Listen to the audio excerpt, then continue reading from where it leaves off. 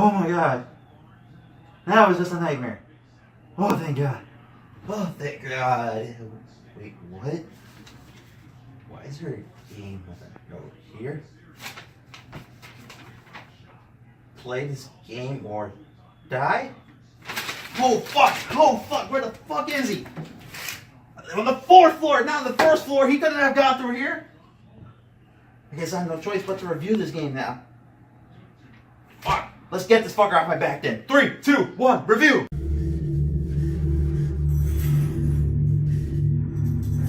Condemned Criminal Origins, a survival horror game that puts you into the perspective of Ethan Thomas, a crime scene investigator of the FBI serial crime unit set in the fictional American city known as Metro. Cool name, guys. Way to hit it out the ballpark. It's kind of far off and few that horror games are set in cities. The last game that did it was, I believe, was Resident Evil 2 and 3. Does Manhunt count as a game set in the city? Haven't played the game myself. Some of the comments will tell me eventually. It seems almost cliche that horror games are set in small towns or asylums. Not that makes the game bad though. There's so much opportunity to set the game in the city due to the fact there's some crazy shit that can be found in the city. Hell, try going into a subway station in some rinky-dink part of the neighborhood at 3 a.m. all alone and tell me you don't feel freaked out because of it. I can speak for myself. I live in New York City. Whoa there. I think I'm getting into a bit of a tangent. Let's get back on track, shall we? So, Ethan Thomas is at the scene of a murder. You know what? This game looks fine and all, but I feel like it's missing a little bit of something. Thomas! Whoa! God damn! That scene still gets me every time. It's like jump scares are a cop-out of a mechanic in most horror games nowadays. However, this is the only time the game does it. Probably to get the gamer's attention to be like, hey, the game is still going on. As Ethan steps out of his car, he proceeds to go into the abandoned building, which is surrounded by psychopaths and criminals. Seems like a normal building in the South Bronx, if you ask me. The crime scene Ethan and his fellow officer are set to investigate is a young woman with strangulation marks on her neck sitting across a table from a male mannequin. This is where the game teaches you on how to investigate a crime scene. You are given these awesome detective tools that can piece together a crime scene.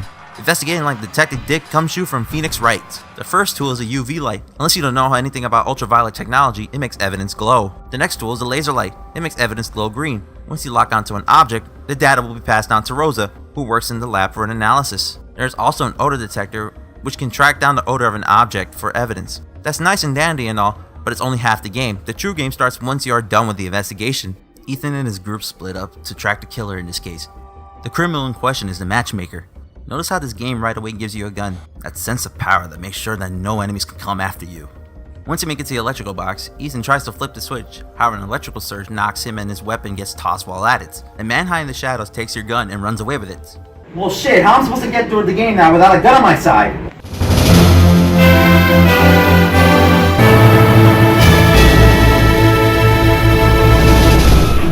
This conveniently placed bat in my room is telling us we're supposed to be using all the tools around us in the game. Now how the hell did this bat get in my room in the first place? Yes, we can use the crap lying around us as weapons. Stuff like 2x4s to mannequin arms become your go-to weapons in the game. Guns do show up here and there, but they are limited in bullets, and it's not like a first-person shooter where you step over another weapon to get more ammo. Once the ammo is done, chuck it away or use it as a blunt object to whack people in the heads with. Okay, so now let's run after the asshole who took away our gun. Let's double tap to run. Wait.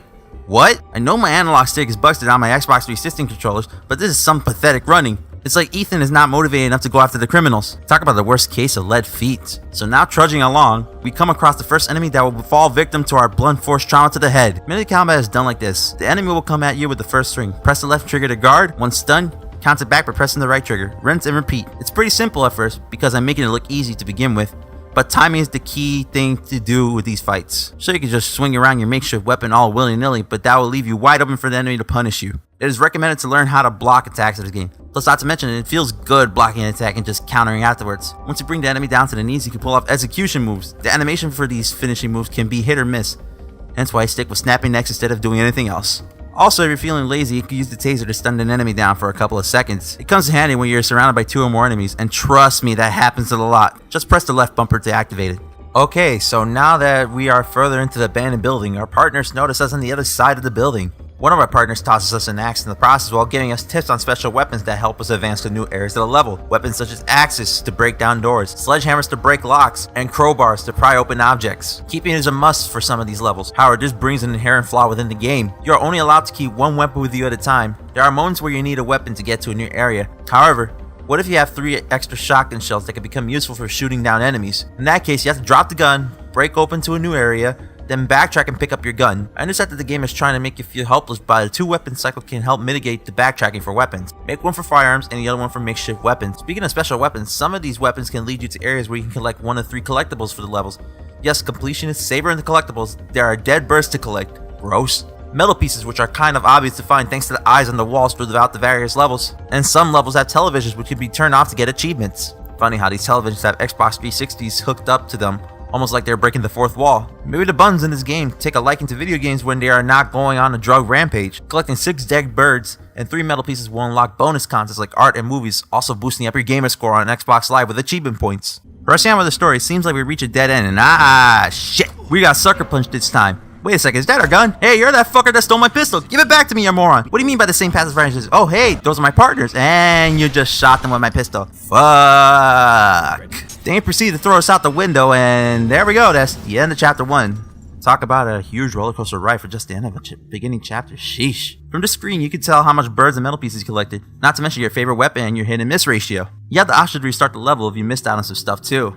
But since I collected everything, let's move on. Just when you thought Ethan's day was bad enough, it's only just the beginning, and it's about to get much worse. So Ethan wakes up in his apartment with Malcolm Van Horn, a friend of Ethan's father.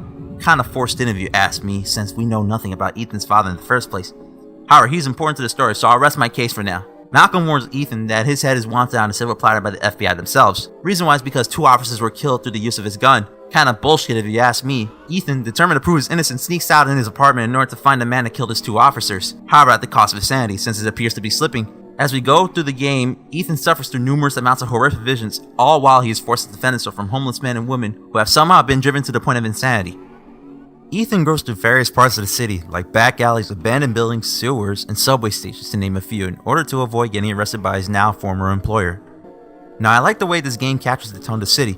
Graffiti everywhere, parts of the city that looks like shitholes, and not to mention the danger you're surrounded by. Now I know New York City is not as bad as it used to be, but there are some aspects that hail back to those rougher times. It gives you that feeling that you should not be out alone at night, because you never know when some random person could sneak a punch from behind, or a person could just light you up for no reason. Thankfully, I didn't grow up in those times. Contributing to the horror aspect is the ambiance of some parts of the level. I don't know why, but it gives that feeling of anticipation. Just waiting for that one enemy to come and scare the shit out of you before they pummel you to death. However, there are some levels that are just bland. So bland that sometimes when going through a level, you feel like that you've been through those hallways before. But there are some levels that are well designed, like the subway station, which looks like a Grand Central Station a bit. If you look at the development art unlocked, you even get to see the departure schedules that says Houston Line, which is an actual line that starts at Grand Central. If you take a look at the actual schedule. Stuff like this makes me happy as a native New Yorker. Just going out of your way on getting collectibles will make you appreciate some of the level design. Others just feel frustrated because you want the level to be over with already. Like the abandoned house in chapter 9. Fuck that level. As we go through the game, Ethan soon learns that serial killer X, the main bad guy we are chasing, is interested in Ethan's life. Talk about being a stalker much? Later on, Ethan finds out the body of the matchmaker, the guy that caused the crime scene in the beginning of the game. Killed by his own MO, strangled in the neck and hanging with a mannequin. Ethan and Rosa later surmise that the man who shot Ethan's comrades with his gun might have been the one that killed the matchmaker, hence why he is now known as Serial Killer X, whose main objective is to kill the serial killers through the use of their own modus operandi. So a serial killer who kills serial killers. Yo dog, I heard you like chasing serial killers, so we put a serial killer with another serial killer, in this case of yours. Have fun! Through the use of clues and information found in the library, Ethan concludes that he needs to find a torturer, or better yet, his name is Carl Anderson, a sick man who abducts people, tortures them for fun, then lets them loose for him to hunt them down. His goal is to drive them to suicide so he doesn't have to deliver the final blow. Holy fuck, this is one sick son of a bitch. In order to track him, Ethan must find Carl's high school gym teacher, named Tibets. Reason why is because the gym teacher basically exposed Carl with his torturous message to the media. With Serial Killer X eavesdropping on Ethan and Rosa, he gets discovered by them and flees the library. This forces Thomas to a race in order to find Tibets and the torturer. So Ethan goes to the high school that the gym teacher has been abducted to. This abandoned high school is a torturer's hideout, run down with creepy monsters infested within the hallways. Once he trudges his feet down the decrepit hallways, he finds Tibets in a locker room hiding away from the torturer, who seems to be dead with his lips and right arm cut off. But once you take another photo for evidence, this happens. Help me. Ha! Did I get you? So we learned through the perspective of the gym teacher that Carl was beaten up and taken away by Serial Killer X himself, possibly to bait Ethan since he's so obsessed with him. As the gym teacher dies on the floor, Rosa calls Ethan that with the evidence found in the matchmaker's body and the gym teacher's body is a highly toxic pesticide. Ethan and Rosa are able to link the pesticides with an apple orchard in which the pesticide was used. They conclude that this is where Serial X took Carl. Thomas, along with Malcolm Van Horn, drive their way to the town of Briar, where the apple orchards are at. Entering an abandoned house, Ethan begins to search for serial killer X. This is one of the more small levels within the game. Also, this is a non-linear level. You can basically find all the birds and metal pieces right at the bat without even starting your objective. Through the use of his UV light, Ethan is able to piece together information where SKX's hideout is at, and not to mention his motives. After fighting vagrants who break into the house, the torturer breaks into the house on the run from SKX. Ethan tries to help him, only to be found dead by committing suicide by impaling himself with the weapon he was carrying. As SKX enters the house, Ethan disguises himself as the torturer as he lays in wait. Once SKX approaches to disguise Ethan, he strikes at him, which ensues a huge chase-down fight between him and SKX. Before Ethan can make the final blow against SKX, Malcolm Van Horn comes out of nowhere and knocks Ethan out. While on the floor, Malcolm confronts SKX, only to be revealed that SKX is Malcolm's nephew, Leland Van Horn. At that moment, Ethan blacks out. That's enough of a twist to make M. Night Shyamalan Ding Dong jealous. Ethan wakes up only to find himself tied up at the mercy of Leland. Leland reveals that he was just using Thomas to find the serial killers and then kill him with their own messes in order to fulfill his own homicidal desires. While Leland is speaking, Ethan sees the creature that has been haunting him throughout the whole entire game, almost driving him to the point of insanity. Meanwhile, Leland taunts Thomas, then cuts off his left index finger. Before Leland can harm Thomas further, he is suddenly jumped from behind by Malcolm Van Horn, who wrestles his nephew to the ground. As Thomas breaks free of his bonds, Van Horn yells to him, "Quickly, you must find it and destroy it. It has caused all this madness. Go kill it now." The creature taunts Ethan, telling him, "You belong to us, Ethan. You have always belonged to us." Thomas tracks the creature across the orchard, fighting out deformed freaks as well as a few strange man-like creatures. Thomas finally confronts the main creature in the roof of the orchard's barn and succeeds in killing it by ripping out his metal prosthetics. Now I gotta tell you, this is one difficult fight. If you don't know how to time your blocks, at this point consider yourself shit out of luck. Even with my sense of timing, this fight is still difficult. This doesn't help the fact that this boss takes a good chunk of your health once hit. Not to mention, you don't have your taser with you, so you can't stun him at all. However, once you make the final blow, the execution scene is so satisfying. Satisfying enough that the explosion afterwards personifies my reaction. So with that out the way, Thomas returns to Malcolm Van Horn and they drive back to town. Van Horn tells Thomas that he can never go back to the bureau or his old life. He has seen the visits of hate. They are the ones who drive people to violence and murder. Along the way, and much to Thomas's dismay, he discovers that Leland is alive and in the trunk of the car. The agent wishes to exact revenge from the killer and the older Van Horn protests, pleading that both Thomas and Leland still have a chance of redemption. After Thomas argues with Malcolm, Malcolm pulls out a gun and several of the creatures from before surround Thomas and Malcolm and mutter things in the background. The voice says, "Power for life or cower for life." At this point, the player is given the option of taking revenge or showing compassion. If the player shoots serial killer X, the scene ends. If the player chooses to spare him, serial killer X pulls out his own gun and aims it around at both Malcolm Van Horn and Thomas. He then puts the gun to his mouth and pulls the trigger. Sometime later, Rosa confronts Thomas in a diner after the whole debacle, informing him that the Bureau can link the whole thing to an ancient cult. Thomas finds the idea preposterous, but is unable to provide any evidence to that contrary. While Thomas wishes to tell Rosa all he knows, she warns him with a note that she's wired. So in the end, Thomas says nothing. When Rosa leaves, Thomas enters the bathroom. When he enters, the lights flash in a little and he begins to small cough. He throws up all over the sink and moves in to wash his face. And as he does, one of the creatures appears behind him in the mirror. The screen darkens for a second as Thomas brings his head up slightly. The screen goes back to normal view as Thomas quickly turns around towards the screen and this happens. Okay, I know you are pissed off at me right now, but with all these jump scares, but I swear this is the last one. Yes, I am a dick for doing this if you aren't aware. What a way to end off the game. I can say I was satisfied the way the game panned out to be. Even with its flaws, the game was able to get a sequel, Condemned to Bloodshot, which continues Ethan's ride of insanity. When will I review this game? Is out of the question because I have another game planned to review for Halloween next year. Anyways, final points about this game. The pros about this game is the fact that it's a different take of the horror genre setting. Instead of a small town, we get a city and from personal experience, the city can be as scary at some point, as stated early in the review. Combat system is somewhat satisfying now that might seem kind of morbid to me because we are literally beating up bums and cycles with gas pipes to the head. But there's just something that makes a knock to the head sound so satisfying. I'm not going to lie, this is what kept me going throughout the game, to see what type of detail the developers added to make you squirm. Finally, the ambiance in this game adds to the atmosphere of this game. Whether it's through the headphones or a surround sound system, the sound of this game kept me on the edge of my seat, anticipating what's going to happen.